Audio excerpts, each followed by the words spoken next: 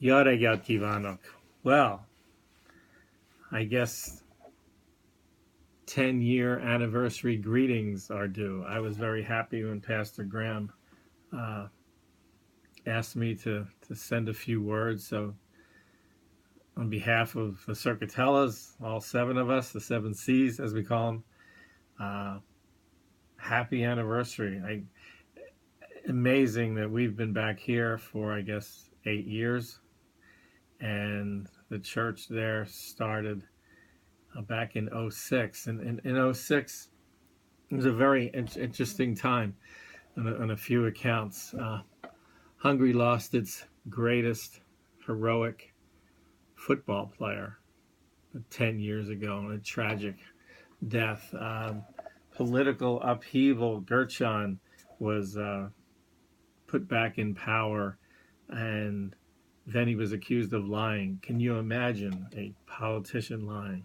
Shocked to hear such a thing. But that contributed to riots where 800 people were injured and hospitalized. And also in '06, we had flooding about 2 months after Yoricon, and about a couple of months after the church started there in Buda at the school.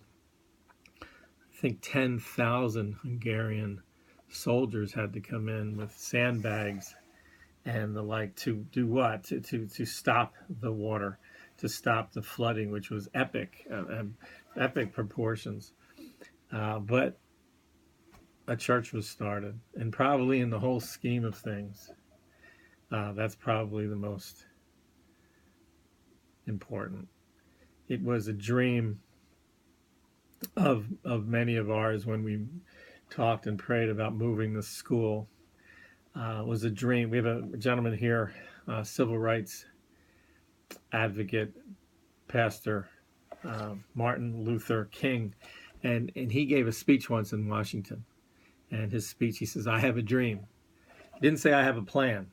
He said, "I have a dream." And people follow dreams. And we had a dream of looking at those 2 and 3 buildings in the fields there and moving in and having a school and maybe even having a Bible college and having a church to take care of. We have a lot of parents and students that might not want to go to Golgotha and to the 8th District side. And I remember meetings and with Pastor Graham and just to be doing it the right way, do the right thing in the right way, and how that would affect the churches in Pest. And also I remember Gavi and Perti with hospitality and the coffee and the juice and Marina making sure we had daycare and all the things that people don't really realize that go on just so that we can gather together. And gather together you did. You have been gathering for 10 years, and you're hearing a message that is not informational, but is transformational. You can get a lot of information from books.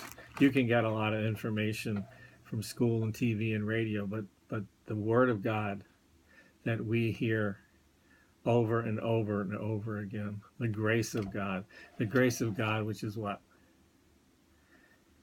A gift we don't deserve. And then the mercy of God is when we don't get what we do deserve, which is hell. So it's just an amazing opportunity that God gave us, and I was so happy that we could be a small part of it. I remember when we went out and were buying some equipment for the school and the sound system and other things, and in the back of my mind it was like, well, this is for the church. This is for the church, because the school is as much a mission field as anywhere else, and it has blessed so many. But the church there, 10 years is a long time. 10 years of raps, 10 years of just the study that Pastor Graham has put into it, the work, the labor of love, really. I remember the raps. He was so faithful with the raps after service out under the tent, and then wiffle ball games up on up on the fields, and just different things. I remember coming in one morning and we had a flood. There was like 4 inches of water all over the lobby, and I'm thinking, we have church today. We got to do something with this water, and we have 200 students showing up tomorrow morning. And what will we do? I remember we had some people try to steal money, try to wander into to while we were having service in the cafeteria, and wandering in and actually took a box of petty cash or something that Pastor Tom had, and were sticking it out the window.